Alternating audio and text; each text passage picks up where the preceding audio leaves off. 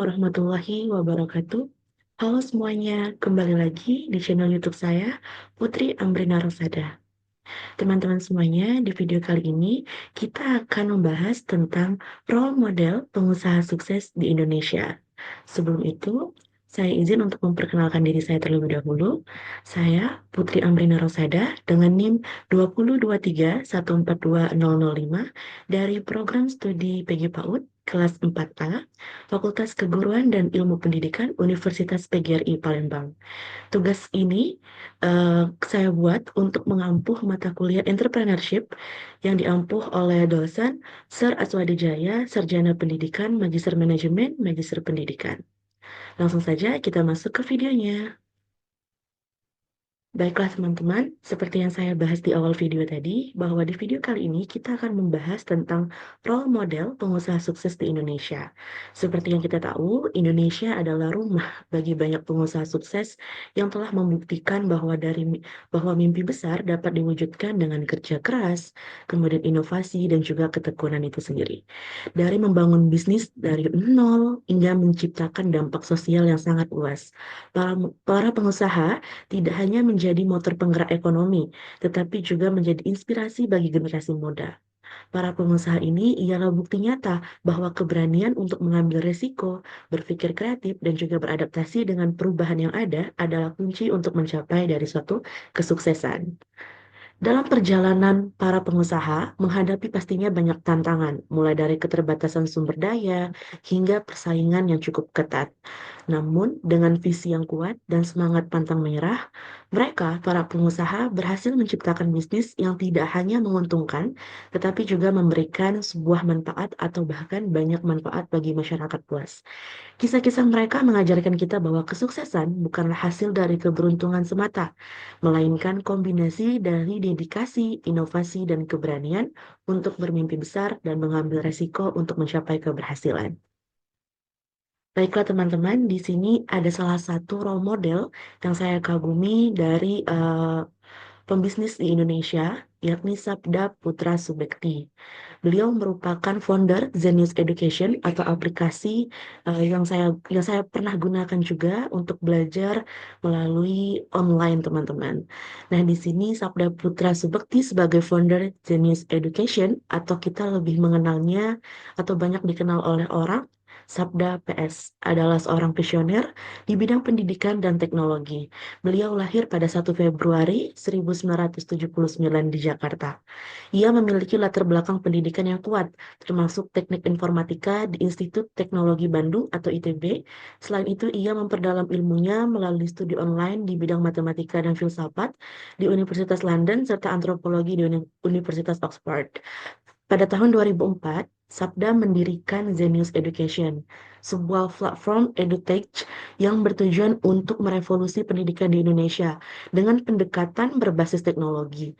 Zenius menjadi pelopor dalam menyediakan materi pembelajaran digital yang dirancang untuk mengembangkan pola pikir kritis, logis, dan juga kreatif oleh peserta didik atau pelajar-pelajar di Indonesia. Sabda percaya bahwa pendidikan bukan hanya tentang menghafal saja, tetapi tentang membentuk manusia untuk mampu berpikir secara mendalam dan beradaptasi dengan perubahan zaman.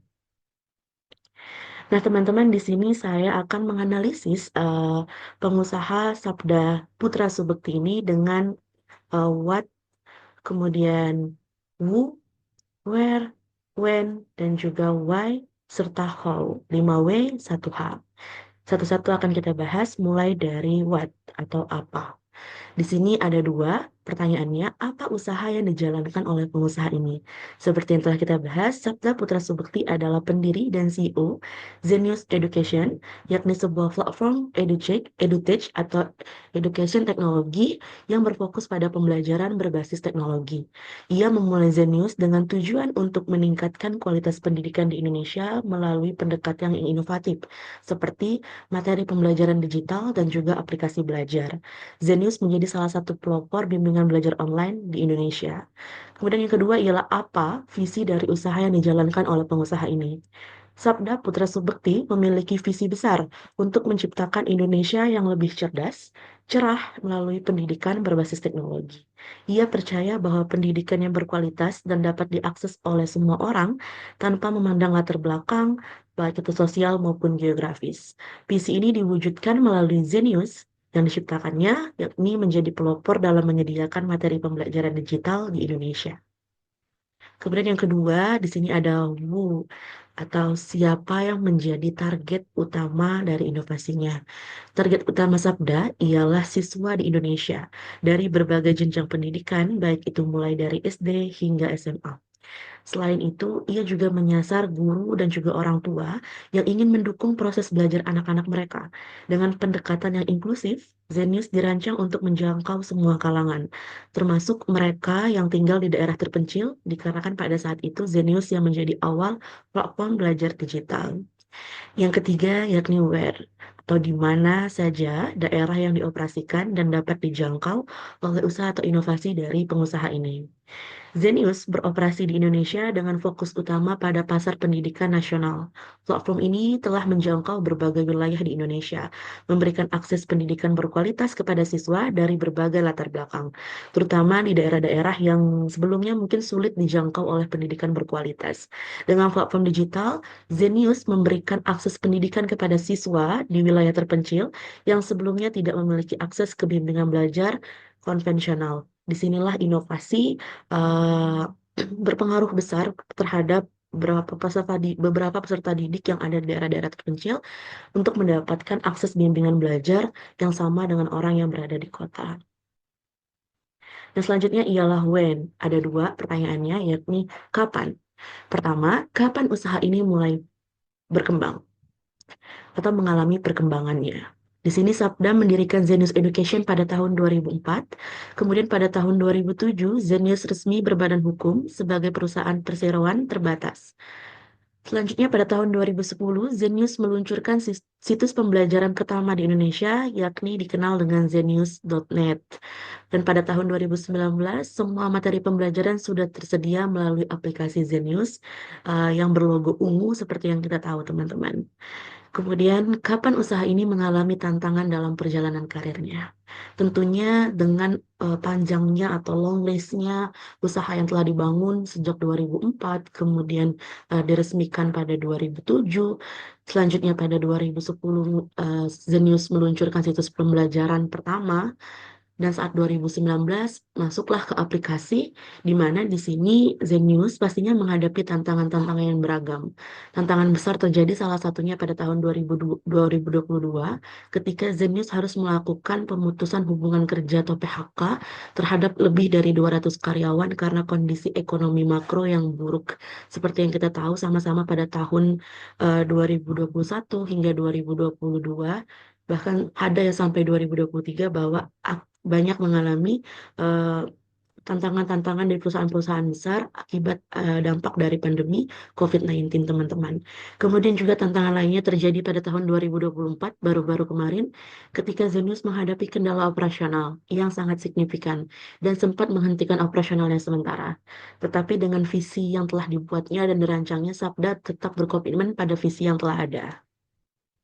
Selanjutnya ialah why atau mengapa dan kemengapaan.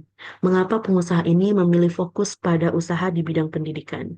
Sabda percaya bahwa pendidikan adalah kunci untuk menciptakan perubahan sosial yang positif. Ia melihat banyak bahwa siswa di Indonesia yang memiliki potensi besar namun tidak memiliki akses ke pendidikan yang berkualitas. Dengan latar belakangnya di bidang teknologi dan juga kecintaannya pada ilmu pengetahuan, Sabda merasa terpanggil untuk menciptakan solusi yang dapat mengatasi masalah ini. Karena itulah dibangunnya atau dibuatnya inovasi tersebut berupa Zenius Education. Kemudian yang terakhir ialah how.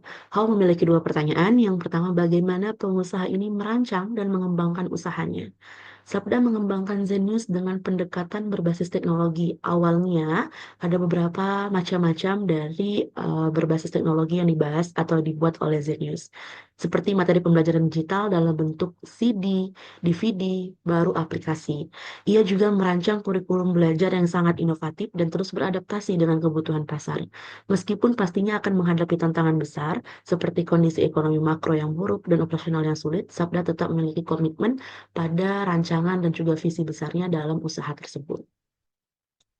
Hal yang kedua ialah bagaimana pengusaha ini menghadapi tantangan-tantangan yang ada dalam usaha yang dijalankannya.